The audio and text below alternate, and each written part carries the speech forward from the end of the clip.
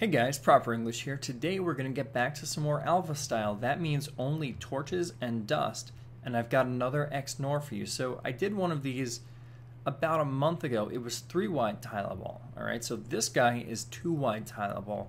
That's way better. I needed this for one of my builds. We're going to take a look at that build soon, but I need to bug test it a little bit more.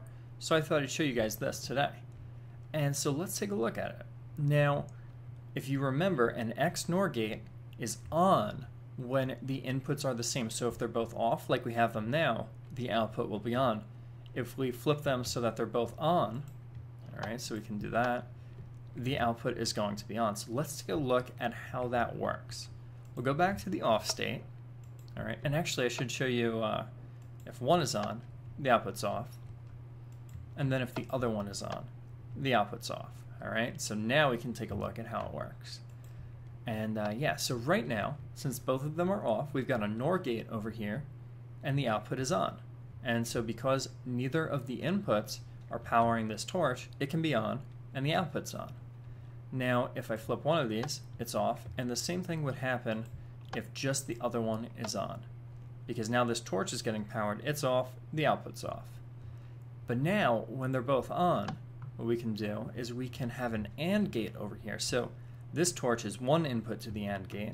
All right, this torch is the other input to the AND gate, and both of them can power this torch. But when they're both off, this torch is on. That's the output of the AND gate.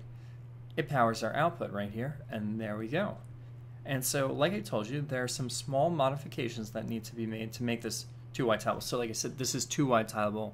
We need these modifications so it can be 2-wide tileable.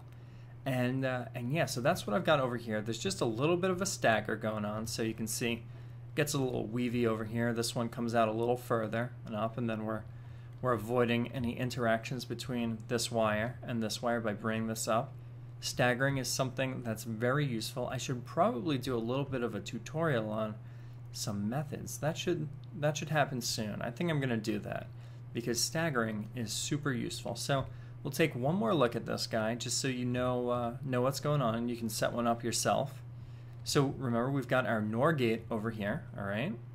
Comes in just like this. We've got the 2 wires going into the torch, all right? And so the top wire wraps around over here to one input for the AND gate.